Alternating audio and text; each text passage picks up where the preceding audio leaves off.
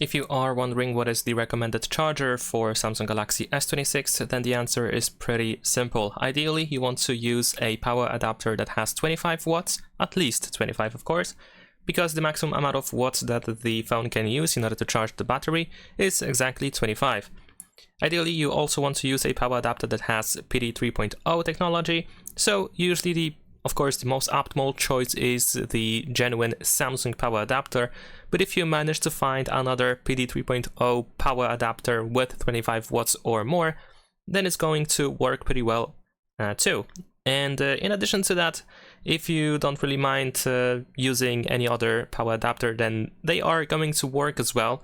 If you happen to have like a power adapter from another brand that you used for your previous device, of course you can still use it to charge the phone. But if you wish to make an upgrade, for example, or if you just want to buy one, then ideally this is of course the choice. Samsung power adapter with 25 watts or any power adapter, ideally made by a well-known brand that has PD 3.0 and 25 watts. So that's pretty much it. Leave a like and subscribe.